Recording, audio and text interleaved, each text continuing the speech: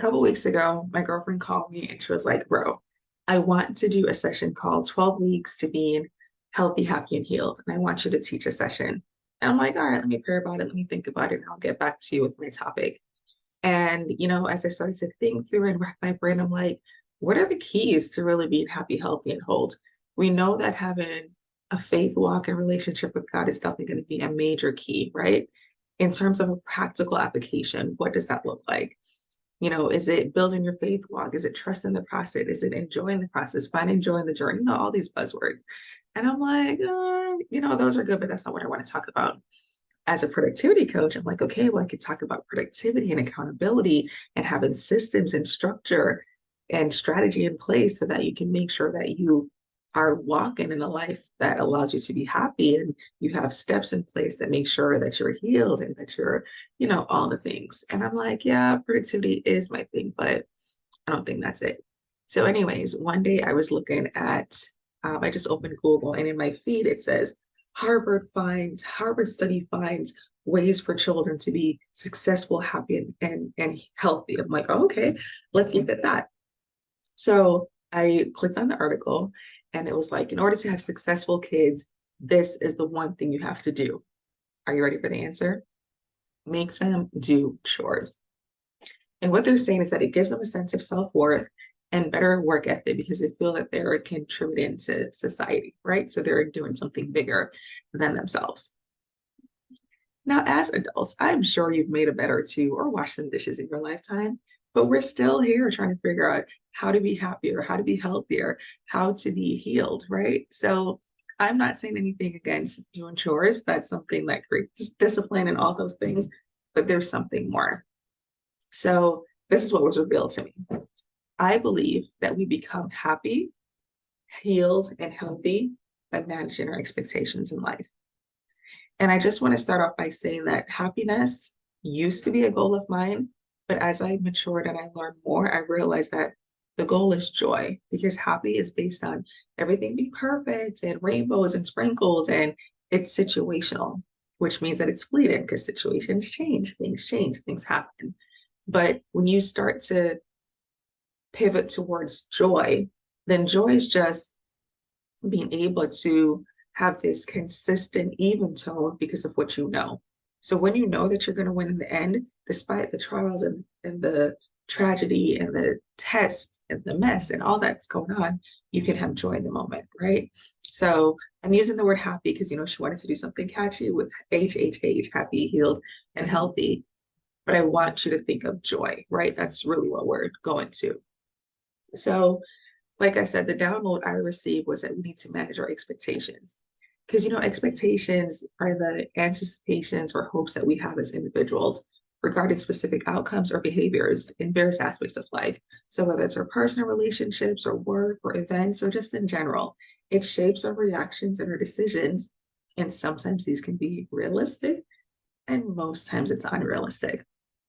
So, let's go through a few examples.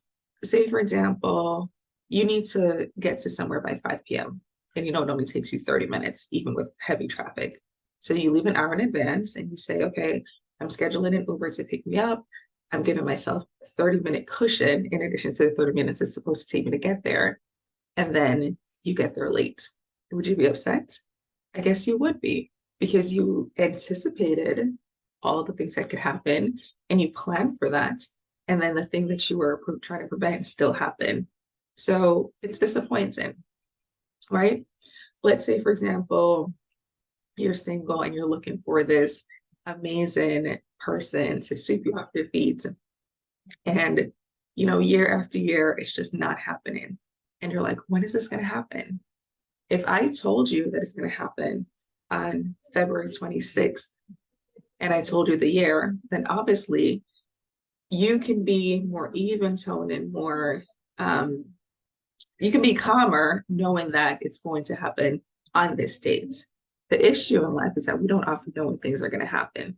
So we spend time waiting, we spend time in anticipation, we spend time in expectation, and this can create disappointment.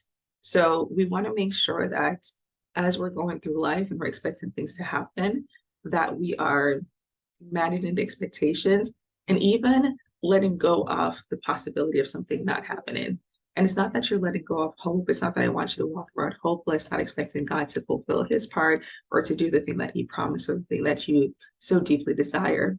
But it's really about the idea of making sure that your expectations are realistic, right? So it could even be the flip side. Maybe you've been married for 6 years or 10 years and you still feel like you don't know your spouse and you still feel like you're having the same conversations over and over. And you're wondering, when is this going to get better? Or even worse, is this ever going to get better? Right? So if you knew when something was going to happen, again, you wouldn't have the anxiety or the stress or the overwhelm that comes with it. If you told me that all babies wake up every 20 minutes during the night and my baby woke up every 2 hours, I would be jumping with joy, right? But if you hear that babies sleep through the night or they sleep 4 hours or 6 hours or 8 hours or 10 hours, and that's not what you're experiencing, that's when there's a disconnect because you're like, wait, hey, this is what the book says. This is what the people said. This is what social media said, but that's not what I'm experiencing. So a lot of it has to do with managing expectations. If we can take a more relaxed approach and trust that the thing, whatever that is, will come in time and eventually we'll see the thing, right? I am fresh off a hectic night. My baby was just not feeling well between a stuffy nose and teething and probably some gas pains. It was a hectic night. And I was there to comfort and to put back to sleep and to be the pacifier, right? So it was a hectic night. But say, for example, I just really rested in the fact that he's on his own path, regardless of how other babies sleep or what the doctor says or what other people say. If I just really am able to rest peacefully in my heart and mind, know that eventually he's going to reach this glorious milestone of sleeping through the night, not because, you know, of this age, or not because you overfed the baby so they can go into a food coma, not because you gave them this amount of ounces of milk, but he's going to do it on his own time when he's developmentally ready and when he feels safe and secure enough, right? Or not because he had to do it on his own because no one would come, right? So, probably one of the main reasons we think this is such a big deal is because we don't have realistic expectations of sleep patterns of babies, or we don't have realistic expectations of how long it takes to build a business. We don't have realistic expectations of what learning looks like. We don't have realistic expectations of how friendship looks, right? If we weren't bombarded with like magazine articles and studies from prestigious universities and social media and other people's stories, you know, maybe we would be able to manage expectations a little bit better because we would just be going with the flow and going with the ebbs and flows, saying, well, this is my life, this is what's happening here. And until something changes, this is what it is. So I'm just going to find joy in the journey and I'm going to enjoy the process and actually trust the process, even though I don't know what the process is. So as I think through it, I'm thinking, if our expectations were not so different from what should actually happen, much of this problem would disappear. Meaning, a lot of our problems are imagined, a lot of our problems are self inflicted, a lot of our problems are made up.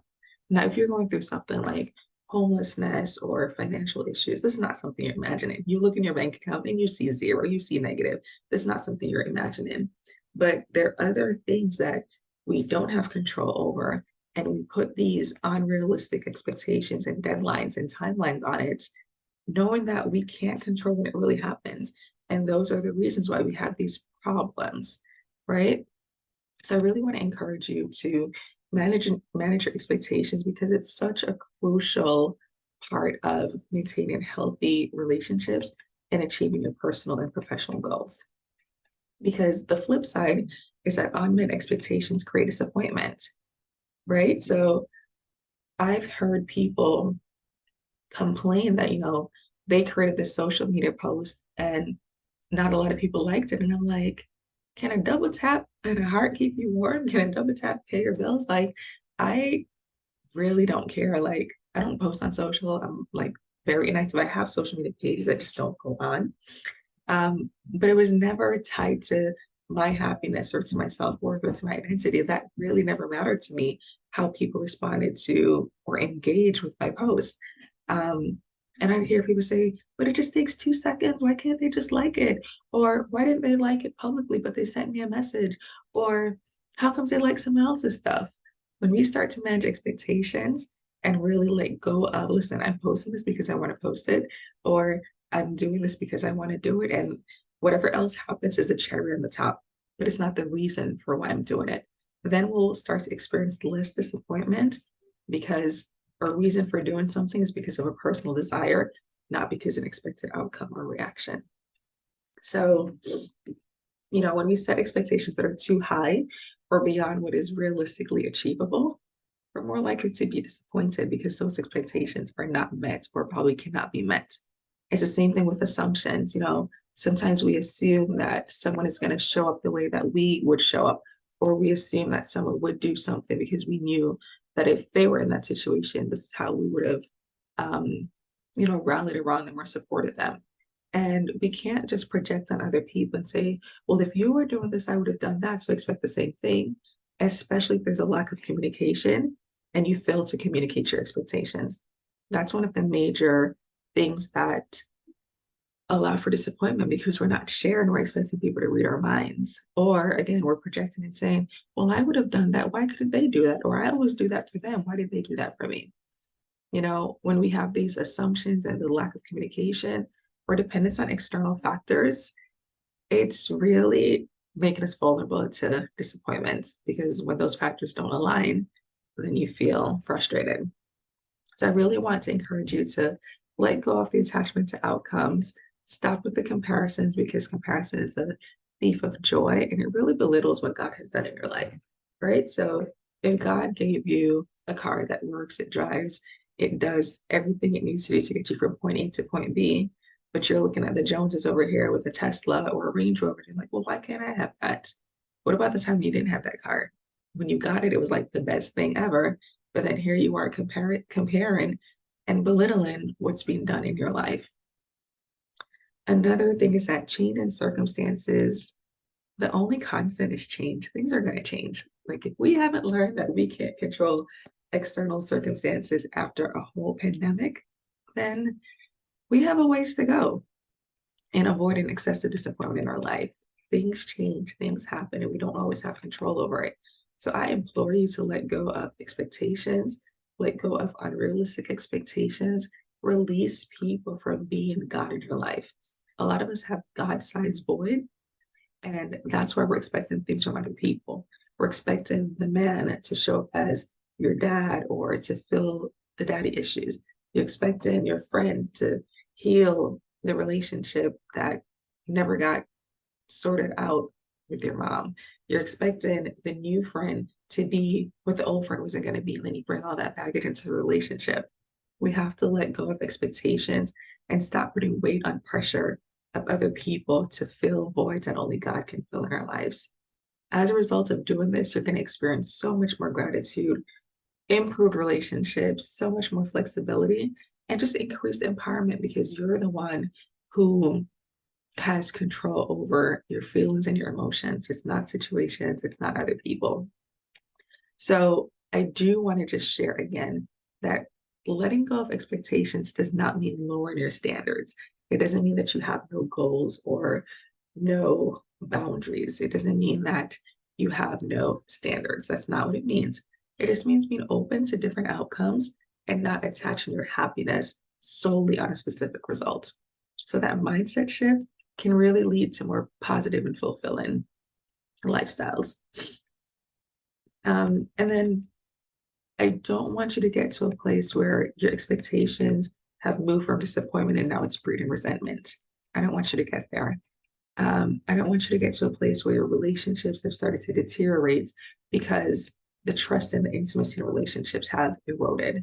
I don't want you to get to a place where you're unable to resolve conflicts because the resentment has festered and grown so much that it's becoming a cancer in your life and just spreading and causing dis-ease, which eventually leads to disease. So it's essential to communicate openly, to practice forgiving and letting go, and really fostering that open communication so that if you do want something to happen, you can share that expectation, but otherwise really letting go of all that other people are supposed to do and just really leaning on God and trusting in God. So I can talk about managing expectations for a really long time because it's so pivotal and it's so critical for us to release and let go and let God, right? Really let God in and let Him be the one who is filling your cup and who's allowing for you to live this fulfilling life. You know, in the homeschool day, there's so many things that we can do to set up ourselves for failure as it relates to managing expectations. For me, it could be the simple pencil. The simple pencil, where I'm like, all right, boys, let's go. We're gonna start school. Everybody ready? Yeah, we're ready. Okay, here's this worksheet for you. You're gonna work on this. Here's this math paper. I want you to work on this. Are you ready? Okay, let's go. I can't find a pencil. And then I'm like, but we have pencils in three places. We have them on your desk, we have them in that red belief box, and we have them on the shelf, the white shelf. Remember, we put the pencils in three different places so we can find it? Why is it that we have over 96 pencils in the house and we can't find them? I know we have 96 pencils because I bought them, right? Oh, but they're not sharpened. And it's the expectation of this thing's going to take me 10 minutes. It's going to take them 10 minutes to do this, and then we're going to go to the park. It's going to take them 10 minutes to do this, and then I'm going to take my call. I'm going to do lunch or whatever it is. And you're like, why is this small task taking so long? That's one of the biggest disappointments for me when I feel like my time is being wasted. When I know something is so simple and it just takes so long. Maybe it's me chatting with customer service rep or calling them and saying, hey, can you just do such and such? And then, like really laying out everything that needs to be done.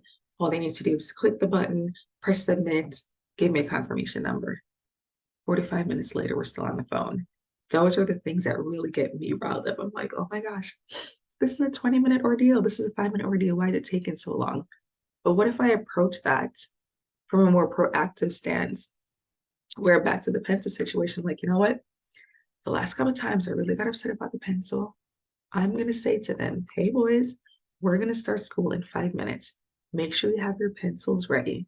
Or the night before, as they're sleeping and I'm preparing for bed, I put out their pencils on their desk, right? I usually don't take a lot of ownership when it comes to their homeschooling because I want them to learn responsibility and I don't want to coddle them.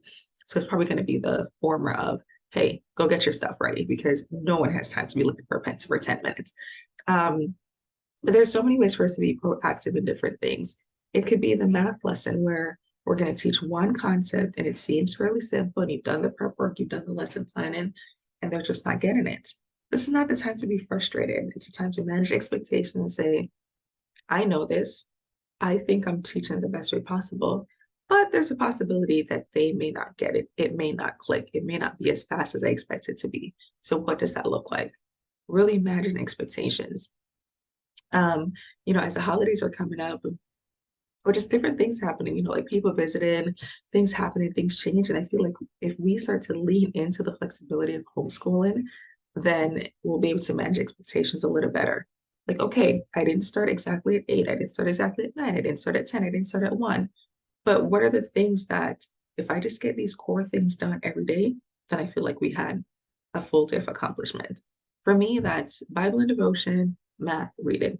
That's it. As long as we get those three things accomplished, I feel like we did something. Now, there are the rock star days when we do the history, the geography, the science, the Latin, and all the things, and that's great. But I'm not going to create these unrealistic expectations, thinking nothing's going to happen. I'm not going to get an unexpected call that took an hour. I'm not going to have, a spill that I'm going to have to clean up. I'm not going to have a day where the baby needs more attention and he's not sleeping at the time that I expected him to sleep. Let me take that back. He's on his own schedule. I have no idea when he sleeps. He does what he wants to do when he wants to do. But anyways, right? Really leaning into the flexibility, managing expectations, and letting go of unrealistic expectations. That is a major key to being healthy, healed, and happy. So If you have any thoughts, if there's this one thing that comes up in your homeschool day or in your business, or in your marriage or in your parents and whatever it is, I'd love for you to share that with me. Send me a note, add a comment, just let me know what that thing is.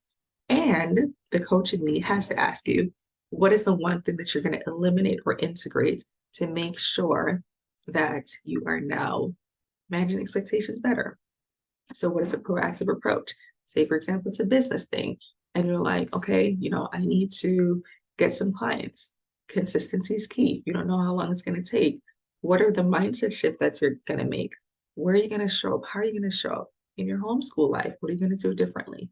If you've been doing something and it's not working, insanity, my friend, is doing the same thing over and over and expecting different results. So what are you going to do differently? How are you going to show up differently to get different results? How are you going to manage expectations and be more proactive about setting realistic expectations? I'd love to hear from you.